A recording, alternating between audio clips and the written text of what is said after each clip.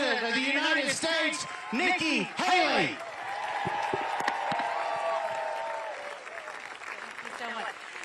Thank you so much. It's a great night in South Carolina. I want to thank our solicitor. We are so blessed. When we think about the quality of life we have in South Carolina, it really comes down to making sure we have solicitors who understand that we have to live by the laws, that we have to make sure that we don't allow lawlessness in our cities, that we hold people accountable. And time again, what I loved about our solicitors is they were workers. They didn't sit behind a desk. They worked. They got whatever it took done, and I worked hand in hand with Duffy when it came to that criminal and domestic violence and on other issues. And Duffy, boy, are they glad to have you in terms of representing them, because he handles you very well. Give it up for Duffy Stone. So it's so good to see so many South Carolinians, and for all of you visitors, welcome to the best state in the country. I look at you and I think about all that we did together. When I came in as governor, we came into a mess. We had 11% unemployment. We had thousands of people on welfare. And South Carolina was the butt of the jokes. And what did we do? We rallied. We got together. We said we were going to change it. And we moved that 11% down to 4%. We started recruiting companies. By the time I left, we were building planes with Boeing. We were building more BMWs than any place in the world. We brought in Mercedes-Benz. We brought in Volvo, 5 international tire companies, and they were referring to us as the beast of the Southeast. We announced jobs in every county in the state. We passed pension reform. We passed tort reform. We passed the first body camera bill in the country. But we also acknowledged some truths. We said if you've got to show picture ID to buy Sudafed, if you've got to show picture ID to get on a plane, you should have to show picture ID to protect the integrity of the election process. We passed voter ID in South Carolina. We passed the toughest illegal immigration law in the country. President Obama sued us over it, and we won. We cut taxes. We built up our coffers. We paid down our debt. And South Carolina was proud. And by the time I left, we were named the friendliest state in the country. The one I loved, the most patriotic state in the country. And don't blame me for this one, the number 2 state in the country people were moving to. And now I look at the situation we're in, and it's tough. We are $34 trillion in debt. We're having to borrow money just to make our interest payments. China owns some of that debt. For the first time, we're paying more in interest payments than we're paying in our defense budget. You know who notices that? Russia, China, and Iran. And while that's the case, I would love to tell you that Joe Biden did that to us. But I always have spoken to you in hard truths, and I'm going to do that with you tonight. Our Republicans did that to us too. You look at the fact that President Trump put us $8 trillion in debt in just 4 years, more than any other president. He'll try and tell you it was COVID. Less than 20% was COVID. But you look at what the Republicans did. Did they try and fix it? They didn't. They passed a $2.2 trillion COVID stimulus bill without any accountability. They expanded welfare that's now left us with 80 million Americans on Medicaid, 42 million Americans on food stamps. That's a third of our country. And then they didn't try and make it right because they doubled down and opened up pet projects and earmarks for the first time in 10 years, pushing through 7,000 of them last year. So what are we going to do? We've got to get our economy back on track. I think the best way to do that is, don't you think we need to have an accountant in the White House? We'll start by clawing back the $100 billion of unspent COVID dollars that are still out there. Instead of 87,000 IRS agents going after middle America, let's go after the hundreds of billions of dollars of COVID fraud. 1 out of every $7 was spent fraudulently. If 8% of our budget is interest, Quit borrowing. Cut up the credit cards. You have to balance a budget every day. I had to balance a budget as governor. Why is Congress the only group that refuses to balance a budget? We'll stop the spending, we'll stop the borrowing, we'll eliminate the pet projects, and I will veto any spending bill that doesn't take us back to pre-COVID levels. That will save us trillions.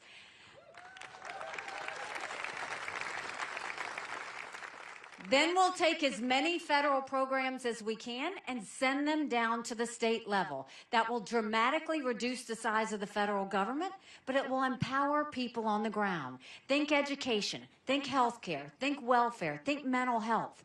If we cut the strings and have the money down closest to the people, instead of it being decided by Washington bureaucrats, that's when we start to get more things done. And we need to open up the middle class. We're watching the rich get richer and the poor get poorer. We want to cut taxes on the middle class and simplify the brackets. We want to eliminate the federal gas and diesel tax in this country. And we want to make small business tax cuts permanent. They made them temporary. We need to make them permanent. Small businesses are the heartbeat of our economy. We need to start acting like it. And when we're talking about Congress, you know, Congress has one job. That's to give us a budget on time. Do you know Congress has only given us a budget on time 4 times in 40 years? 4 times in 40 years. You know what I'll do about that? Congress doesn't give us a budget on time, Congress doesn't get paid, period.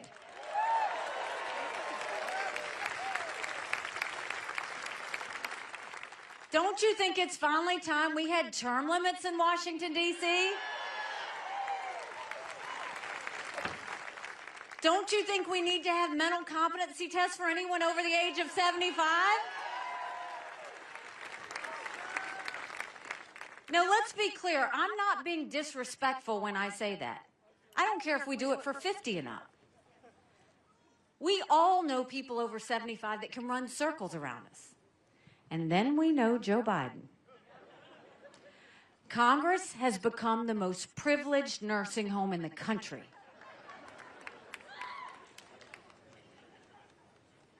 These are people making decisions on the future of our economy. These are people making decisions on our national security. We need to know they're at the top of their game. It's nothing to play with. And then let's talk about the border. I can't even believe this is happening in the United States of America. 8.5 million illegal immigrants have come to that border. We had more fentanyl cross the border last year that would kill every single American. #1 cause of death for adults 18 to 45, fentanyl. And don't think for a second China doesn't know what they're doing when they send it over. Now, when we passed the toughest illegal immigration law in the country, everyone took notice. What we'll do is we'll take what we did in South Carolina and we'll go national with it. We'll do a national E-Verify program so that businesses have to prove that the people they hire are in this country legally.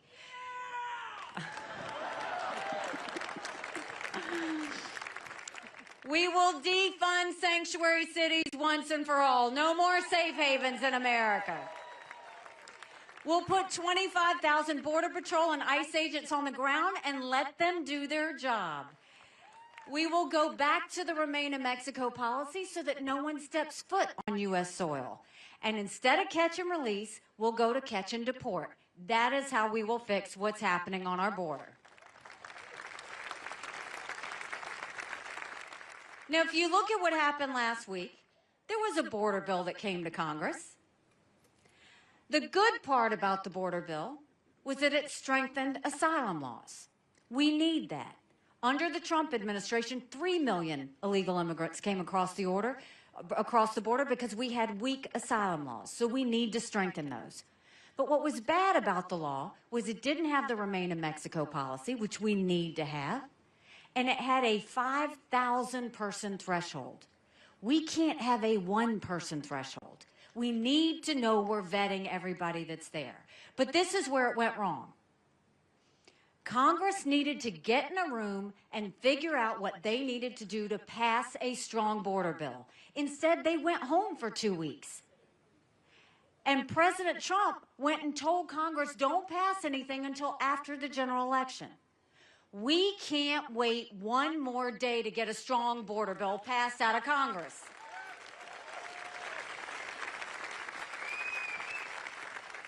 Congress needs to get in a room and get it right, and President Trump needs to stay out of it, period.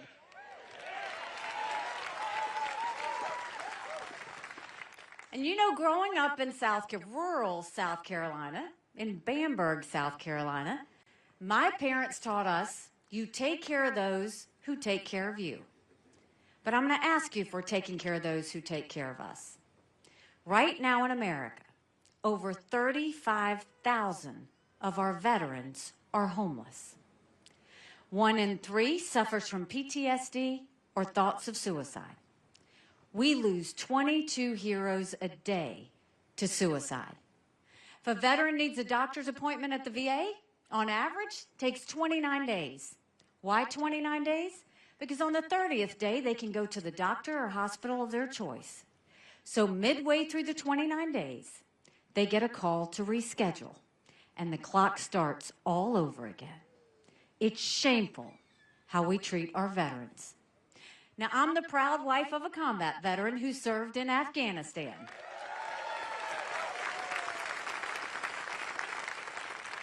And when Michael came home to us, that was a lot of prayers answered. But that was the easy part. When we got home, life got hard. Michael couldn't hear loud noises. He couldn't be in crowds. Life had passed him by for the year that he was gone, and the transition was tough. We can't just love our men and women when they're gone.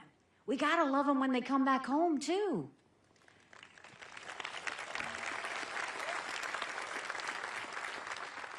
We need to have more than just a 2-week transition. We need to take care of them for the long haul. That's why we need to have telehealth, so that we can get the mental health care they need right when they need it. They should be able to go to the doctor or hospital of their choice. They've earned that right. And I think the best way we deal with VA health care, I think every member of Congress needs to get their health care from the VA, and you watch how fast that gets fixed. Y'all know it will be the best health care you've ever seen if we get that done. And then let's talk about national security. The world is on fire, literally. You've got a war in Europe. You've got a war in the Middle East. You've got North Korea testing intercontinental ballistic missiles. You've got China doing cyber attacks on our infrastructure.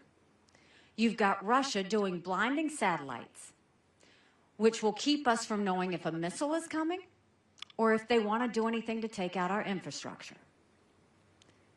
But make no mistake, none of this would have happened had we not had that debacle in Afghanistan.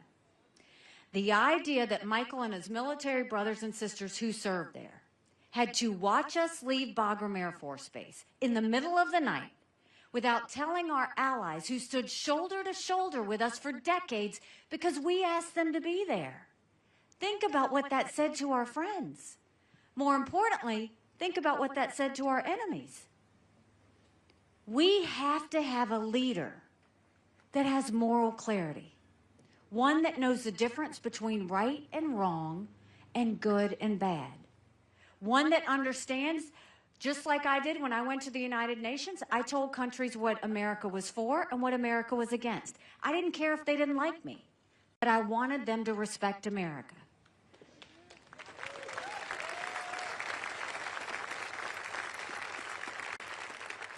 And America should never be so arrogant to think we don't need friends. Because after September 11th, we needed a lot of friends. But to get friends, you got to be a friend. And I don't know if you saw what Donald Trump said in Conway over a week ago. He said any NATO country that wasn't pulling their weight, America wouldn't stand with them.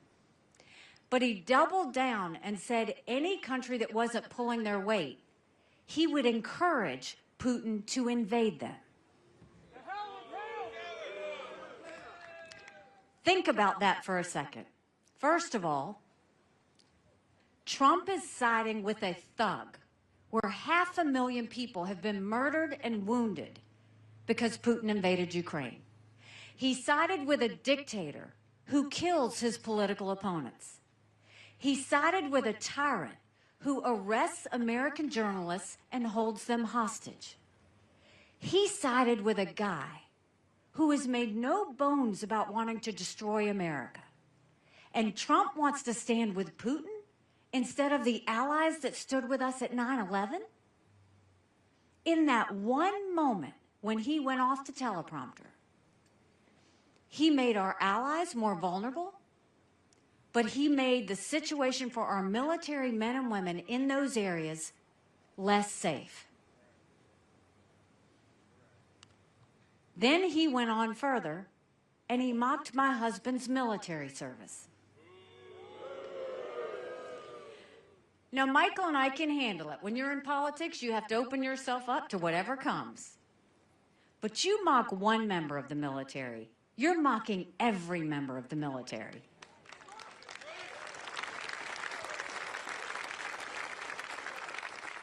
And we can overlook, for a while we were like, oh, he misspoke or he said something wrong. But now it's just a pattern. A pattern of when he said that men and women who lose their lives in service are suckers and losers. When he was at Arlington National Cemetery, he was saying what was in it for them. But that's because he's never been around a veteran. All of us know, you said bones first. It's true. It's why he didn't serve in Vietnam. All of us know people who've served. All of us know people who've sacrificed and lost their lives. He's never been near anyone like that. He's never worn a uniform. He's never laid on the ground. The closest he's ever come to harm's way is a golf ball hitting him on a golf cart. Look, we know what we need to do to protect our national security. We know what we need to do domestically to get our country back on track. But we first have to look at what we're dealing with. We have a choice to make on Saturday. We can either go with more of the same, or we can go with something new. More of the same is not just Joe Biden. More of the same is Donald Trump. And look at what America's telling us. 70% of Americans have said they don't want a Trump-Biden rematch. The majority of Americans disapprove of Donald Trump and disapprove of Joe Biden. They're the two most disliked politicians in America. Both of those men put us trillions of dollars in debt that our kids are never going to forgive them for. And are we really going to be a country in disarray and a world on fire and rely on two 80-year-olds to be our only candidates? When you need someone who can serve 8 years, day and night, and focus on whatever it takes to get the job done?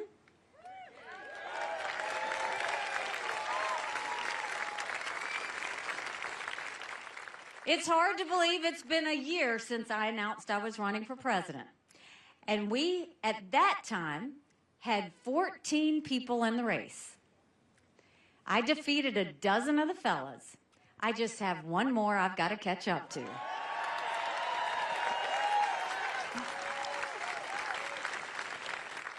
They said we wouldn't make it to Iowa, and we did. They said that we were 30 points down the day of New Hampshire, and we came in at 43%. And that night of New Hampshire, Trump was not happy.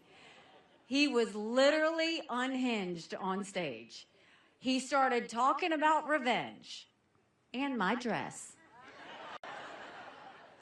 The next day, he said anyone that supports her is barred permanently from MAGA.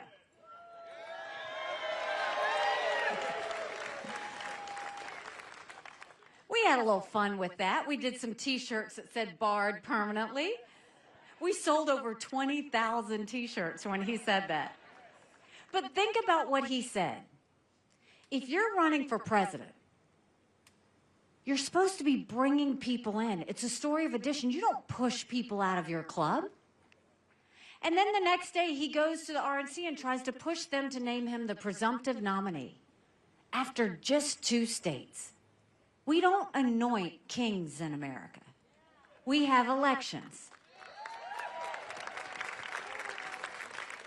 The people in South Carolina deserve the right to vote, as does Michigan, as does Super Tuesday, as does Georgia, and all those other states. And so we are pushing forward. But then he lost a couple more court cases. And the verdicts keep coming down. And that's when he started going on rants about being a victim. Now, the problem I have, whether it was the night of New Hampshire or after these court cases where he's saying he's a victim, is at no point is he ever talking about the American people. He's never talking about the fact that we're $34 trillion in debt. He's never talking about the fact that only 31% of 8th graders in our country are proficient in reading. He's never talking about an open border that's out of control. He's not talking about the lawlessness in our cities. He's not talking about the wars that are happening around the world. He's only talking about himself.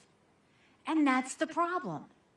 Now we know he's going to be in court March and April and May and June. He says himself he's going to spend more time in a courtroom than he is on the campaign trail. That's not how you win an election. And we know that if we really want to get our country turned around, we have to win. But if you look at every general election poll, he doesn't defeat Biden in any of them. He's down by 5. Another one came out today. He loses to Biden by 5. On his best day, it's margin of error. I'm in every one of those same general election polls, and I defeat Biden by up to 17 points.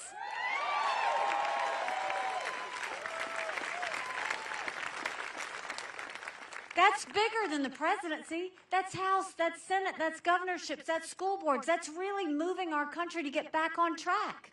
But you win by double digits. That's a mandate going into D.C. to stop the wasteful spending and get our economy back on track. That's a mandate to get our kids reading again and go back to the basics in education. That's a mandate to secure our borders with no more excuses. That's a mandate for law and order in our cities, and that's a mandate for a strong America that prevents war, that we can all be proud of. Don't you want that?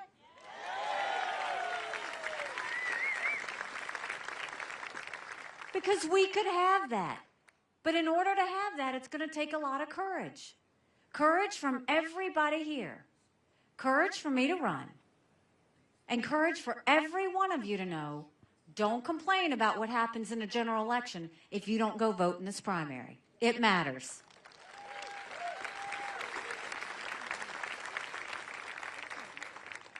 You know, 7 months ago, I dropped Michael off at 4 a.m. for another year-long deployment. And I watched him and 230 soldiers pick up their 2 duffel bags of belongings to go to a country they'd never been, all in the name of protecting America.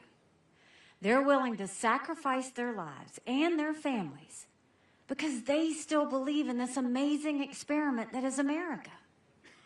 So if they're willing to sacrifice for us there, shouldn't we be willing to fight for America here? Because we have a country to save.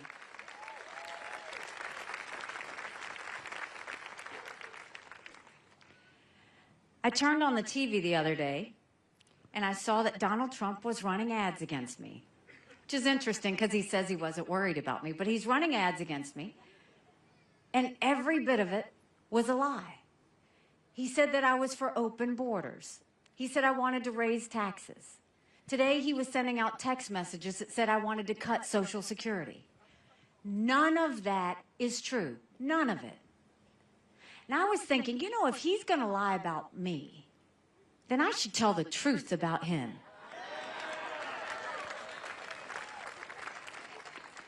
Do you know in 2018 when he was president, he proposed a 25-cent tax increase per gallon to all of us for a gas tax?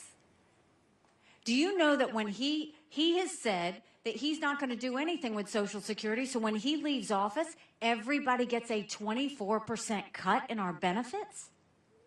Do you know that he is proposing now to raise taxes by 10% on every American family? He wants to put tariffs on every product coming into our country, from baby strollers to appliances. Every American family will pay at least $2,800 more per year. That's not how you fix an economy. That's not how you get us moving forward. We need someone that's got discipline. We need someone that's going to work. But you know who I worry about? It's not us. I worry about our kids. I worry about your grandkids. Look at what they've been through just in the past few years. They went through COVID. And now they look at that debt and they wonder if that's government debt they're going to have to pay. They wonder how they're ever going to afford a home. They wonder if they're going to get a job. They don't know how they're going to make ends meet. They're fearful of wars breaking out. All of this stress, anxiety, and depression that they have. And what do they feel? We're surrounded by anger. We're surrounded by hate. We're surrounded by division. That's not the way we want them to grow up. And there's nothing normal about what's happening. Under Joe Biden, there's nothing normal about illegal immigrants coming in and nobody stopping them. There's nothing normal about schools worrying more about gender pronouns than reading or math. There's nothing normal about these wars happening around the world. And then you look at Donald Trump. There's nothing normal about mocking members of the military. There's nothing normal about taking $50 million of campaign contributions and spending it on your own personal court cases. There's nothing normal about him taking the side of a dictator as opposed to our allies. There's nothing normal about him threatening supporters of an opponent. None of that is normal. And so if we're going to do something and make a change, our kids deserve to know what it's like to be normal. Wouldn't it be nice to have a country where you could sit down with your family for dinner and not worry about a political fight? Wouldn't it be nice to live in a country where you could go to work and say what you think and not worry about being demoted? Wouldn't it be nice where we could just understand that we could strongly disagree, but you don't have to hate each other? Right now, Joe Biden's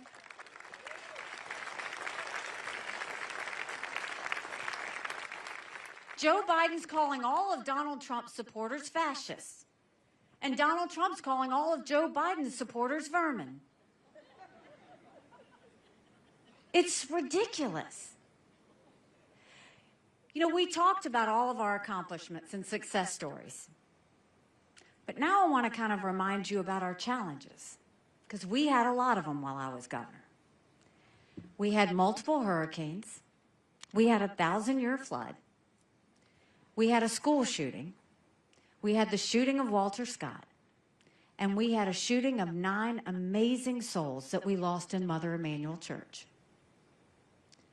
Any one of those could have brought us to our knees. After the shootings of Walter Scott and Mother Emanuel, those happened right after Ferguson, that we would turn on the TVs and multiple cities were on fire. But what did we do? We didn't have riots. We had vigils. We didn't have protests. We had prayer. The tone at the top matters.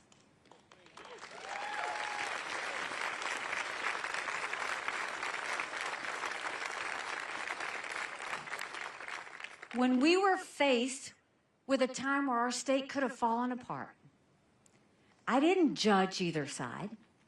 I didn't say who I thought was right or who was wrong or who I thought was good or who was bad, because that's not what a leader's supposed to do. And that's what Joe Biden and Donald Trump continue to do. A leader's supposed to bring out the best in people and get them to see a way forward.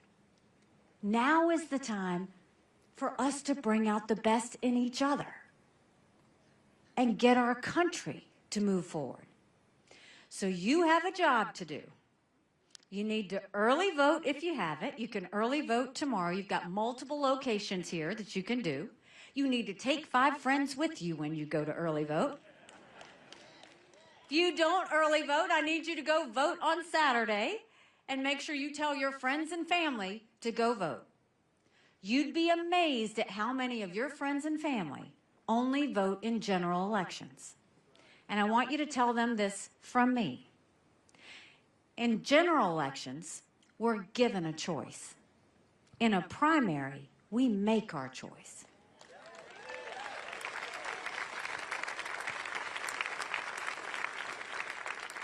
This is the time we need to make our choice. So when you leave, make sure you take a yard sign. If you live in a place that doesn't allow yard signs, put it in the back of your car. Go text, email everybody you know and let them know that it is important that they get out and vote. I am not going anywhere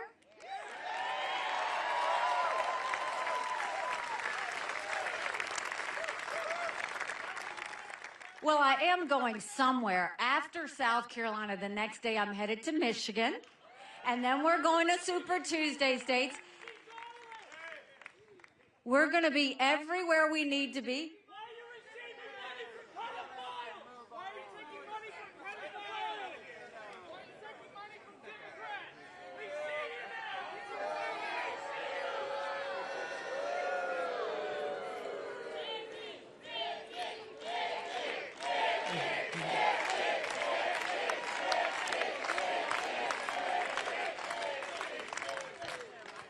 You know, that happens a lot.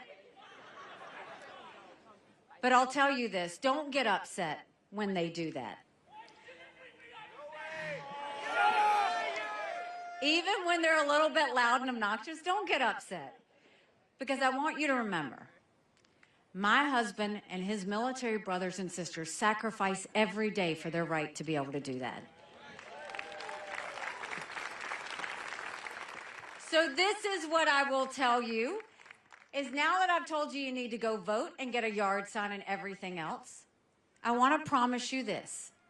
I'm going to promise you the same thing I did when you elected me governor twice. If you will join us in this movement, if you will join us in this fight, I will spend every single day proving to you that you made the right decision. Thank you very much. God bless you all. Have a great night. Thank you.